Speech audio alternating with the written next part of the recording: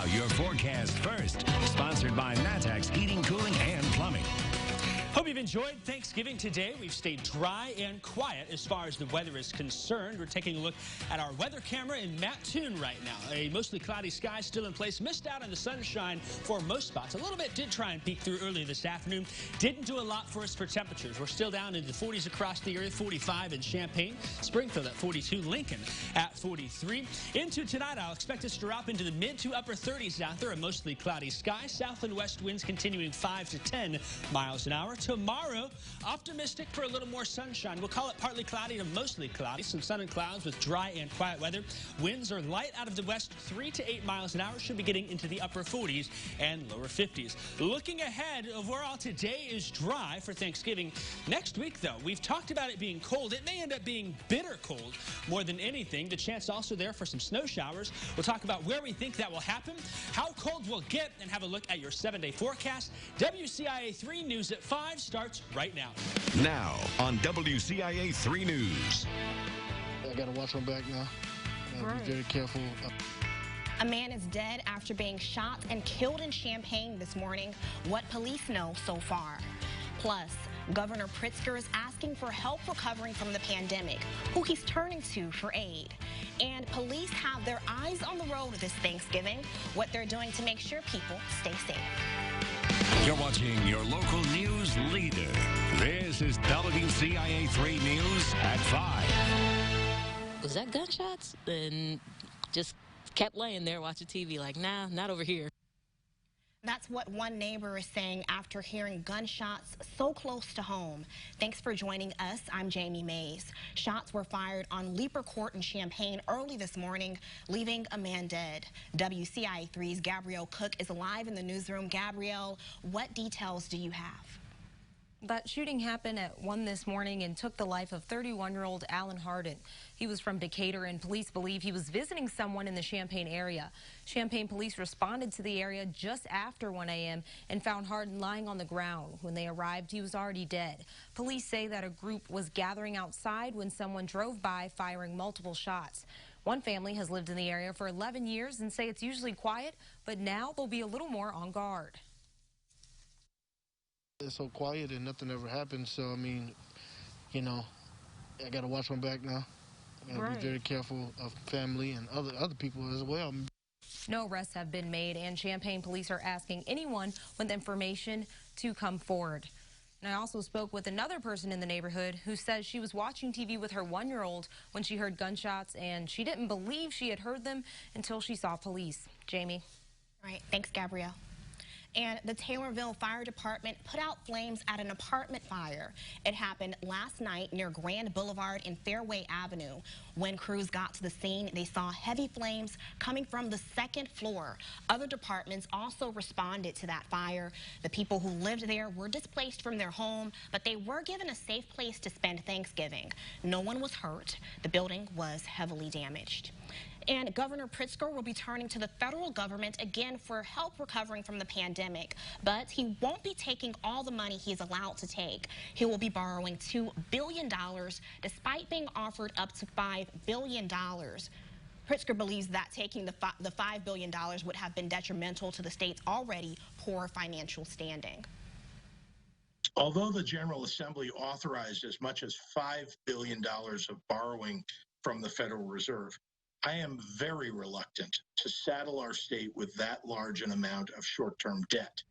I believe it would be irresponsible to borrow that entire amount.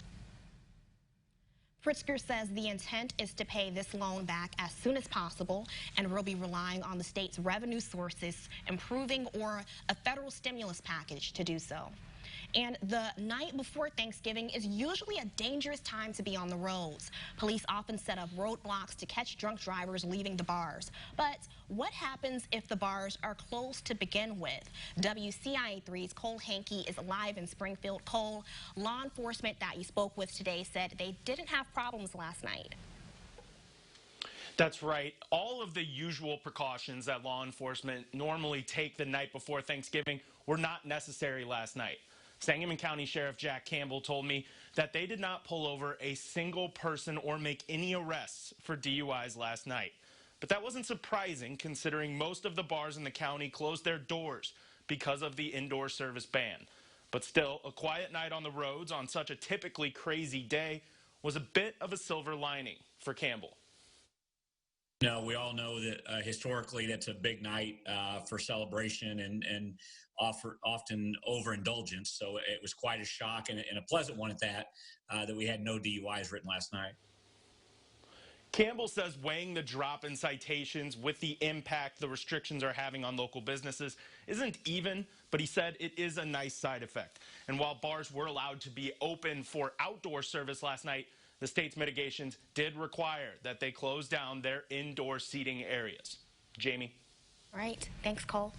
And while Champaign didn't have official statistics from last night, a spokesperson for the police department did say they had no issues with drunk drivers last night.